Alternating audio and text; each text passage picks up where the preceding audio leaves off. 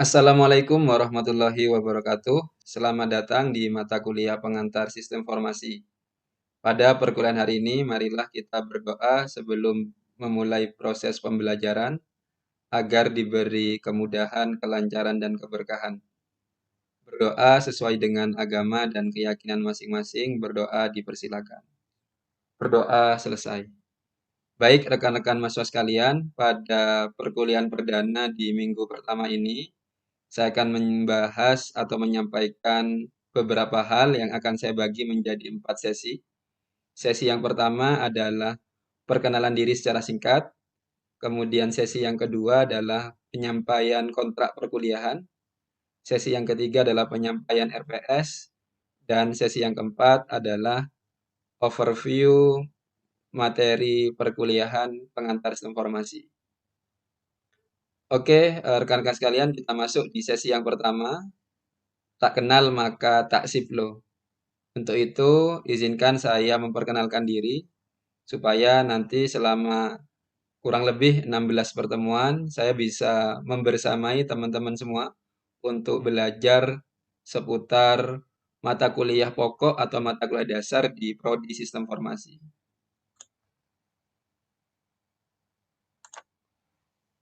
Baik, perkenalkan, nama lengkap saya Norma Puji Istianto Eskom Mkom. Biasanya akrab disapa dengan Pak Toton Siplo. Saya kelahiran Sampang 25 Mei 1990, S1 di Sistem Informasi ITS angkatan 2008, kemudian S2 di Sistem Informasi ITS angkatan 2013. Bidang minat saya di Prodi Sistem Informasi ialah seputar e-government, adopsi teknologi, digital transformation, knowledge management, dan information system itu sendiri. Saya dosen Prodi Sistem Informasi sekaligus saat ini diberi amanah sebagai Kepala Bagian Kemahasiswaan Institut Teknologi Telkom Surabaya. Beberapa rekam jejak atau capaian yang alhamdulillah berhasil saya capai, yakni hibah riset program pengabdian kepada masyarakat tahun 2022 dengan judul Entrepreneur Youth of Educational Digital. Kemudian alhamdulillah tahun ini sebagai juara satu Ayo Bikin Nyata ABN tahun 2021, kegiatan pelaksanaan 2022 dengan judul Digital Learning Space. Ke sesi yang kedua yakni penyampaian kontrak perkuliahan.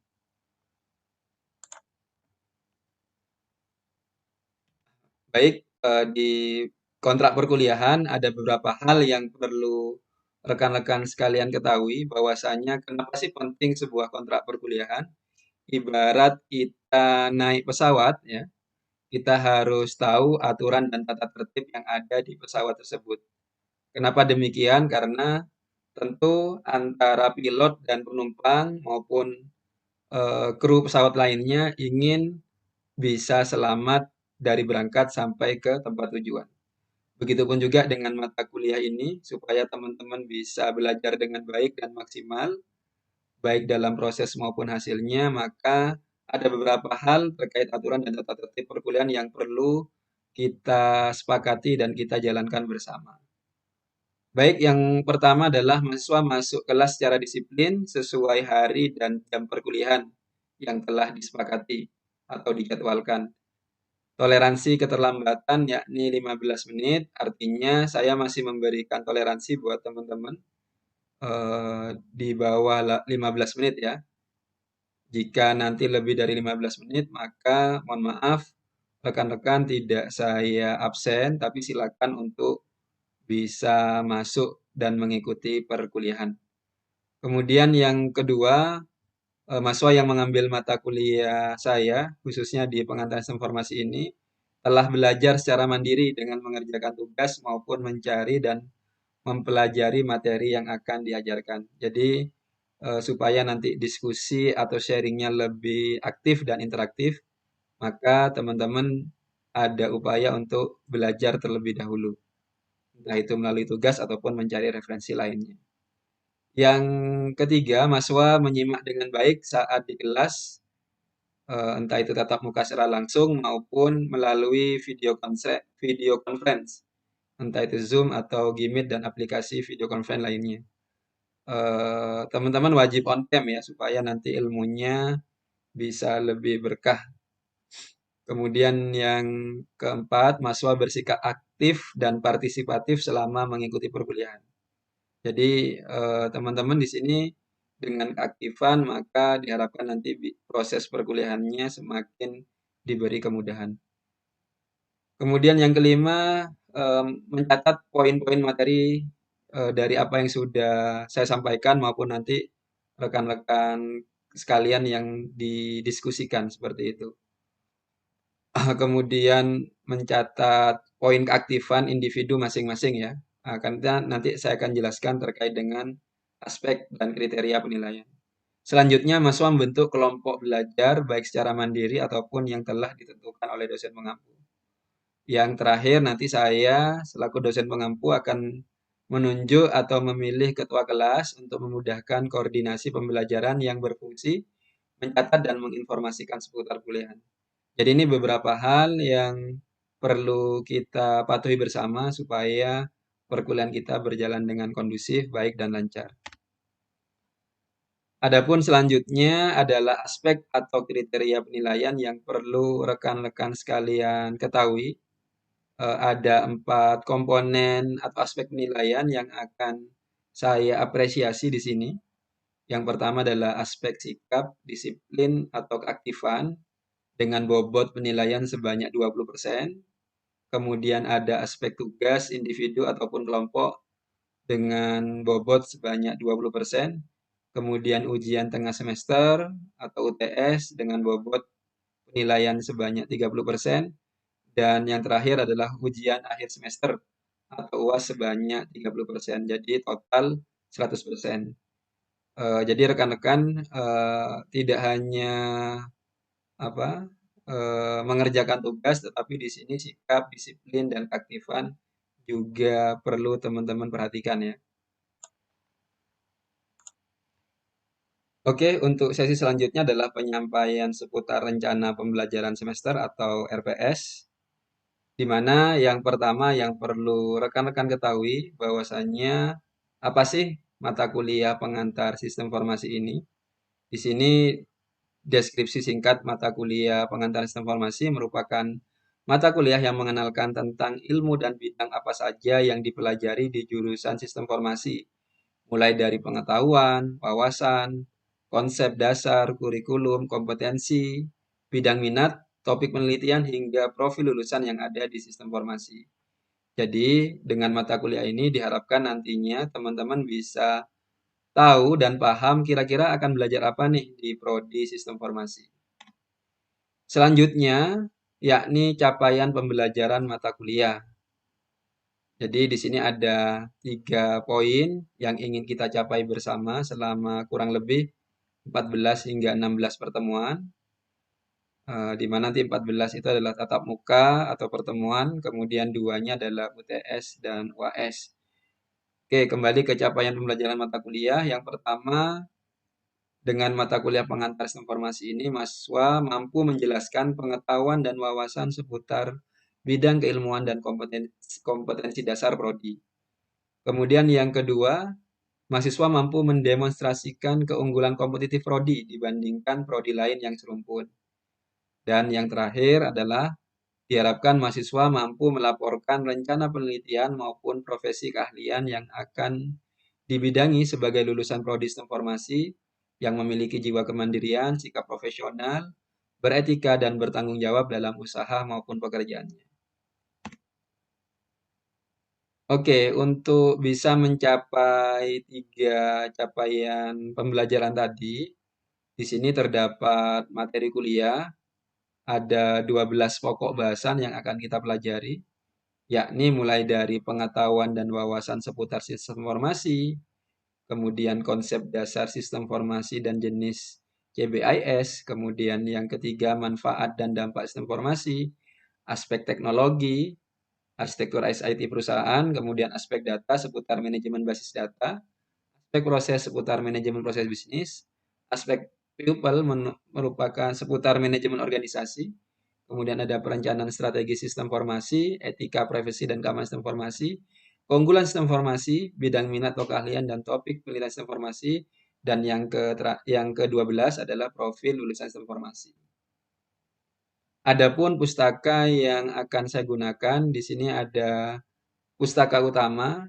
Yang pertama adalah Introduction to Information System, karangan dari Patricia Welles tahun 2014. Kemudian ada Introduction to Information System Supporting and Transforming Business oleh R. Kelly ya. Tidak hanya itu, supaya lebih up to date, teman-teman juga bisa menggunakan pustaka pendukung, mulai dari Internet and Information Technology Position, hingga ada IS 2010 dan 2020, ada Computing Curricula 2005 dan 2020, dan yang terakhir adalah KKNI Aptikom.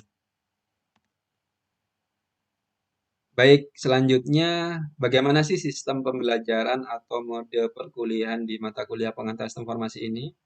Nanti di sistem atau bentuk pembelajarannya merupakan seputar dalam bentuk perkuliahan ya, yang diintegrasikan juga dengan pengabdian kepada masyarakat di pertemuan tertentu. Kemudian yang selanjutnya mode perkuliahannya dilakukan secara sinkronus, baik itu langsung di kelas maupun via Zoom. Kemudian secara asinkronus melalui Learning Management System atau e-learning ya. Adapun metode perkuliahan selama berkuliah di mata kuliah pengantar informasi ini terdiri dari beberapa metode, mulai dari ceramah dan sharing interaktif, diskusi kelompok kecil dan besar antar kelompok, cooperative learning dan problem based learning, kemudian ada contextual and discovery learning, ada role play bermain peran, kemudian debat, demonstrasi dan peta konsep, yang terakhir adalah studi kasus dan pemecahan masalah. Dengan variasi metode perkuliahan ini diharapkan nanti teman-teman bisa lebih semangat lagi untuk diskusi dan belajarnya. Kemudian yang selanjutnya seputar penugasan dan penilaian mahasiswa ya. Bagaimana yang sudah saya sampaikan tadi kriteria penilaiannya. Untuk penugasannya ini terdiri dari beberapa hal ya, mencari referensi atau literatur, membuat artikel blog dan vlogging, kemudian membentuk kelompok, diskusi dan sharing interaktif, mencari studi kasus dan membuat peta konsep, mendemonstrasikan dan melaporkan pekerjaannya secara ilmiah, terstruktur dan sistematis. Sedangkan penilaian saya bagi menjadi dua, secara tes maupun non-tes ya. Mulai dari pre-test, post-test, kuis, UTS, dan UAS sesuai dengan porsi yang tadi sudah saya sebutkan. Untuk non-tes ada resume, artikel, sharing, review, laporan, makalah, dan presentasi. Oke, ini contoh gambaran RPS ya, teman-teman. Nanti saya upload di e-learning. Bisa rekan-rekan download untuk bisa memandu ya. Jadi fungsi RPS ini seperti Google Map atau dashboard ya, untuk bisa tahu kira-kira nanti teman-teman belajarnya setiap pekan itu akan belajar apa saja, materinya apa, tugasnya apa. Mudah-mudahan dengan RPS ini tujuan dari pembelajaran kita di awal tadi bisa tercapai dengan baik dan maksimal. Jadi ini contoh di pertemuan minggu pertama dan kedua, ini kita akan mencapai sub CPMK yang pertama ya, mampu menjelaskan pengetahuan dan wawasan seputar bidang keilmuan dan kompetensi dasar.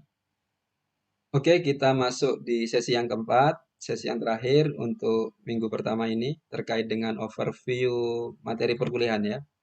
Jadi sebagaimana di RPS tadi ada 12 sub CPMK yang akan kita pelajari dan capai bersama, mulai dari pertemuan minggu pertama hingga nanti pertemuan minggu ke-14 ya. Dua pertemuannya yakni UTS dan UAS. Di minggu pertama dan kedua ini kita masih fokus pada sub CPMK atau sub materi dan sub pokok bahasan. Yang pertama seputar sejarah ilmu atau jurusan dan prodi informasi. Kemudian yang kedua bagaimana kurikulum yang ada di jurusan atau prodi informasi. Kemudian yang ketiga adalah ada jurusan atau prodi sistem informasi apa saja baik yang ada di perguruan tinggi nasional maupun internasional.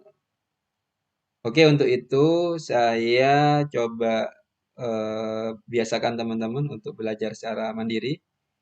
Karena ini perkuliahan minggu pertama, saya coba sampaikan secara singkat dulu, nanti akan saya detailkan di pertemuan yang kedua ya. Untuk itu teman-teman silakan belajar secara mandiri melalui tugas ke satu individu. Buatlah artikel di blog WordPress masing-masing terkait materi berikut ya. Silakan deadline pengerjaannya 1 minggu sampai dengan pertemuan yang akan datang ya. Silakan teman-teman upload atau submit di e-learning masing-masing. Baik, demikian perkuliahan minggu pertama ini. Jika nanti ada hal-hal yang ingin ditanyakan, silakan bisa sampaikan di e-learning masing-masing maupun di grup yang sudah saya buat atau juga boleh japri. Yang mau sharing hasil pengerjaan tugasnya untuk nomor 1, silakan. Ayo, siapa yang mau berbagi untuk hasil pengerjaannya ya, nanti dapat poin ya, jangan lupa. Oke, Denny, silakan Denny ya. Mantap ini ya, 04 luar biasa ini. Nah, yang lain jangan mau kalah ya. Linknya atau gimana, Pak? Silakan di share screen ininya, WordPress-nya atau blognya ya. Oh, iya. Kemudian disampaikan secara jelas, ringkas, sesuai dengan pemahaman Denny. Oh ya, siap. Sebentar, Pak. Silakan di share screen. Setelah Denny, ada yang mau nyoba untuk berbagi? Tetap di soal nomor 1 dulu ya. Nah, kita pengen tahu nih, teman-teman kemarin dapat eksplorasi untuk sejarah keilmuan dan sejarah prodi itu kira-kira seperti apa? Nah, nanti akan izin ya, Pak. Oke, silakan. Pertama-tama, informasi itu kata sistem sendiri adalah unsur yang secara teratur saling berkaitan sehingga membentuk suatu totalitas. Dan informasi sendiri menurut BPI adalah suatu sistem yang mengkombinasikan antara aktivitas manusia dan pengguna teknologi. Screen. Oke, makasih, kita kasih plus buat Denny. Di minggu kedua ini, sebagaimana yang sudah saya sampaikan di minggu pertama sebelumnya, terkait dengan kontrak perkuliahan, RPS, dan overview materi kuliah di minggu pertama. Di minggu kedua, kita masih di pembahasan subjek PMK yang pertama, dengan materi atau pokok bahasan sebagai berikut, mulai dari sejarahnya, kurikulum, hingga jurusan atau prodi informasi di perguruan tinggi nasional maupun internasional. Untuk itu, di sesi kali ini atau di pertemuan ini saya membagi menjadi 3 sesi. Sesi pertama adalah pembahasan tugas perkuliahan di pekan sebelumnya. Kemudian yang kedua adalah penyampaian materi lebih lanjut yang akan saya sampaikan. Kemudian yang ketiga adalah evaluasi ya, supaya kita bisa mengukur pemahaman teman-teman. Baik, sesi yang pertama, silakan rekan-rekan yang ingin menyampaikan hasil pengerjaan tugas ke satu individu, dipersilakan untuk raise hand dan open voice ya. Jangan lupa nanti poin keaktifan akan saya apresiasi teman-teman. Silakan yang aktif dan partisipatif.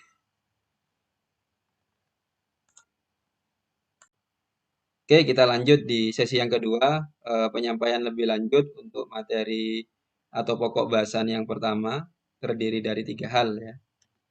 Oke, yang pertama saya akan menjelaskan tentang bagaimana sih sejarah rumpun ilmu komputer atau informatika. Di mana sejarah rumpun ilmu komputer ini berdasarkan computing curricula pada tahun sebelum 90 maupun sesudah tahun 90. Ini terbagi menjadi 2 ya. Di mana di sebelum tahun 90 ini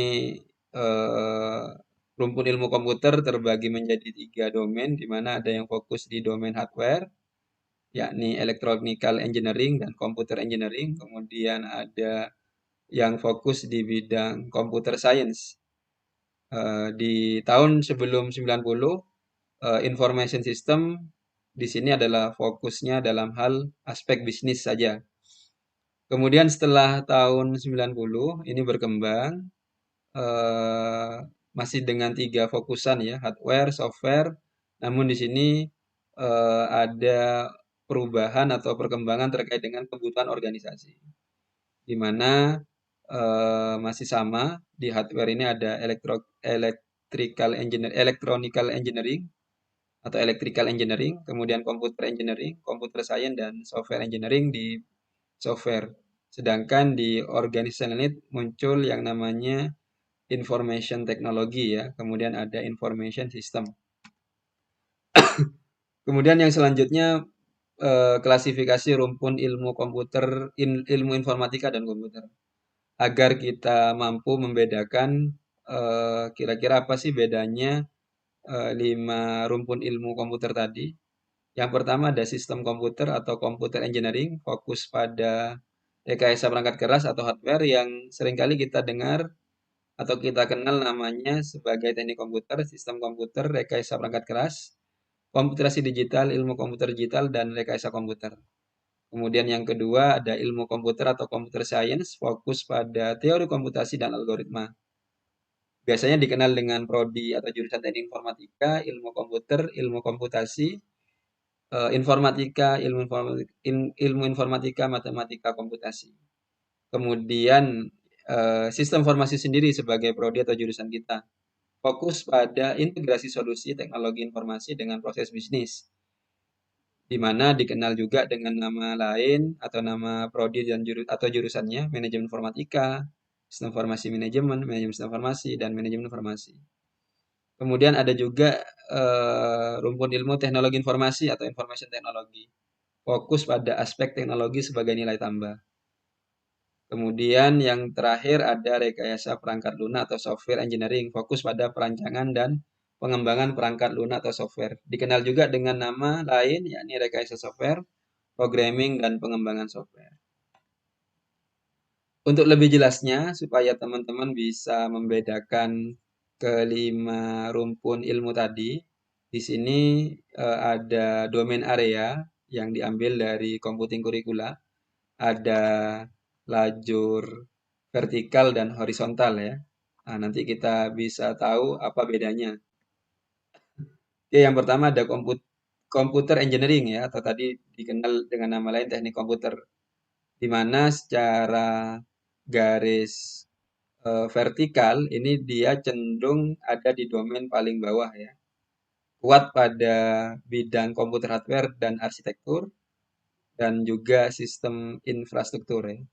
Artinya teman-teman di teknik komputer ini belajar banyak seputar perangkat keras atau arsitektur komputer ya, baik secara teori maupun secara praktikalnya atau penerapannya. Kemudian di computer science ini domain areanya secara vertikal ada di layer tengah ini ya. Kemudian cenderung di secara horizontal di kiri ya. Artinya teman-teman di computer science atau di ilmu komputer ya, ini juga fokusnya pada bidang atau domain application teknologi, software method and teknologi, dan sistem infrastruktur. Kemudian lebih kuat secara teori.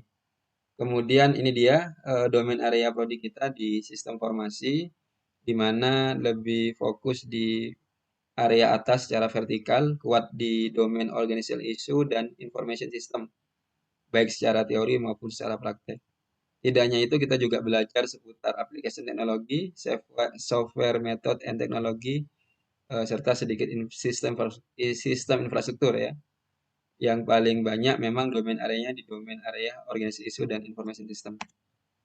Kemudian di domain IT ini ada di information teknologi ya, cenderung ke kanan, di mana lebih banyak ke aplikatifnya, mulai dari organization issue and information system, termasuk sistem infrastruktur. Kemudian di rekan-rekan software engineering, nah ini seperti yang kita tahu ya, kuat di software method and teknologi ya. Nah, ini cukup dominan baik secara teori maupun praktek. Kemudian ada juga di domain aplikasi teknologis dan sistem infrastruktur.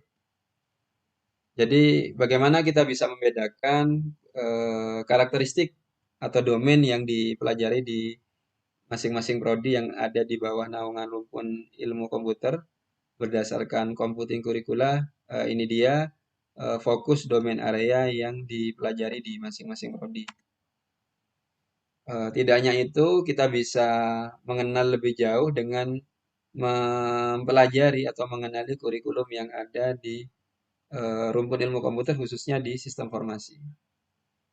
Bagaimana kurikulum atau prodi jurusan sistem informasi? Ini ada 3 komponen yang menyusun kurikulum prodi jurusan sistem informasi, yakni mulai dari Computing Curricula 2005, kemudian ada Association of Computing Machinery atau ACMAS 2010, kemudian ada Standar Baku Kerangka Kualifikasi Nasional Indonesia. Saat ini sudah berkembang CC 2010, 2020, ACM 2020, dan KKNI 2020. Oke, kita kenali lebih lanjut apa sih Computing Curricula. Jadi Computing Curricula 2005 atau CC 2005 adalah sebuah dokumen resmi hasil kerjasama sekaligus rekomendasi bersama 3 asosiasi ya. Nah, ini yang menjadi rujukan dalam penyusunan suatu kurikulum atau domain area yang dipelajari oleh mahasiswa sistem informasi. Kemudian di mana di CC atau Computing Curriculum ini terbagi frameworknya ada 3 domain. Domain yang pertama ada 18 dasar ilmu ya, kemudian ada domain kedua 40 area pengetahuan, dan domain yang ketiga berisikan 9 area terkait ya. Nah, ini domain yang pertama ada 18 dasar ilmu bidang informatika dan komputer, mulai dari algoritma and complexity, arsitektur and organization, computational science, hingga social issue and professional practice. Di sini membantu kita memperjelas kira-kira mana sih fokus ilmunya yang dipelajari nantinya ya di masing-masing rumpun ilmu komputer. AS Project Management, IT Infrastruktur, Sistem Analis and Design. Dan yang terakhir adalah IS Strategi Management and Akuisisi. Ini dia gambaran dari Aptikom ya terkait perbedaan beberapa domain. Oke, kemudian capaian jenjang menurut Aptikom ya ini ada beberapa level. Untuk capaian yang S1 setara dengan KKNI level 6 ya. Artinya nanti ini menjadi panduan untuk apa saja sih capaian yang akan dituju terkait dengan perkuliahan di masing-masing rumpun ilmu ya maupun strata. Oke, yang menarik di sini adalah body of knowledge ya. Ini yang membedakan antara satu prodi atau satu jurusan dengan jurusan yang lain ya. Kita ketahui di sistem formasi ada 10 knowledge area mulai dari kecakapan hidup, matematika dan statistik, algoritma dan pemrograman, hingga sistem enterprise ya. Di mana dari body knowledge area ini akan diturunkan menjadi mata kuliah yang akan disusun dan diajarkan di semester 1 hingga semester 8. Kemudian teknologi informasi berikut domain areanya. Nah, di sini apa? Di sini kita bisa melihat bahwasannya domain area yang menjadi kekhasan di masing-masing prodi khususnya di SI contohnya yang tidak ada di prodi IT, yakni yang pertama pasti ya domain sistem formasi. Kemudian yang kedua, tidak hanya itu di sistem formasi juga diajarkan tentang bisnis and management yang tidak diajarkan di prodi teknologi informasi. Kemudian ada juga pengolahan data dan informasi ya. Ini yang kita juga harapannya cukup kuat di kompetensi ini. Begitupun dengan prodi atau rumpun ilmu komputer yang lain punya kekhasan di masing-masing body knowledge area. Baik, untuk menambah pemahaman teman-teman, silakan dibuka smartphone atau handphonenya. Kita akan sedikit game interaktif ya, menggunakan Kahoot supaya mampu mengukur pemahaman teman-teman. Silakan dibuka Kahoot-nya ya. Nah, sejarah rumpun ilmu komputer. Nah, kalau yang pink hardware software network, yang orange hardware software bisnis, yang biru hardware software SDM IT, yang hijau hardware software organisasional need. Kira-kira yang mana nih? Oke, nah kalau tadi soal nomor 1 sebelum, kalau nomor 2 sesudah ya. Nah, ini sama seperti yang sudah saya jelaskan dan saya kasih tugas. Di tahun setelah 90, nah itu apa? Ternyata rumpun ilmunya yang komputer tadi, yang awalnya bisnis, berkembang menjadi organisasi. Artinya tidak hanya untuk kepentingan bisnis saja, tapi semua organisasi, baik itu yang langsung berkaitan dengan bisnis, bahkan organisasi non bisnis seperti itu ya. Nah, muncullah prodi IT yang melengkapi sistem informasi juga di situ ya. Oke, kita next. Oke, nah ini disusul Safira, Salwa, Johannes, Glory, sama Albar ya. Oke, semangat yang lain ya. Gak susah kan, sudah saya jelasin ya. Ayo semangat yang lain ya. Mantap, mana Glory? Monitor Glory. Siap-siap dapat link aja ya Glory ya. Pertahankan Glory. Oke, kita lanjut soal selanjutnya ya. Berikut termasuk rumpun ilmu komputer atau informatika berdasarkan CC 2005 kecuali ya. Pink Industrial Engineering, orange Software Engineering, biru Computer Engineering, hijau Information System.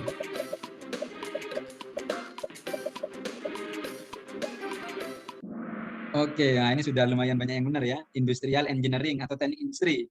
Teknik industri bukan rumpun ilmu di bidang komputer ya. Nah, yang masuk rumpun ilmu komputer itu ada Software Engineering atau RPL, Computer Engineering, teknik komputer, sama sistem informasi. Oke, Glory masih bertahan. Ada Karin sama Salwa ya. Ini Karin beda tipis sama Glory ya. Semangat Karin ya. Nah, ini Salwa sama Safira sewaktu-waktu bisa naik nih ya.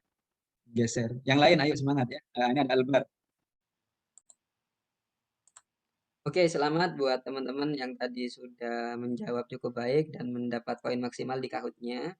Bagi yang belum, jangan berkecil hati. Untuk itu, kita coba, saya bagi ya, tugas untuk teman-teman di minggu selanjutnya. Silakan buat resume di blog atau web masing-masing terkait 3 hal ini ya, CC 2020, AJMS 2020, dan KKNI Aptikom 2015. Silakan dikerjakan dengan baik. Petunjuk detailnya sudah saya upload atau post di e-learning masing-masing. Silakan jika ada yang kurang jelas atau ingin ditanyakan berkaitan dengan materi yang sudah saya paparkan tadi ataupun penugasan, bisa teman-teman tanyakan langsung di fitur Q&A yang ada di e-learning ataupun bisa posting di grup atau japri di saya ya.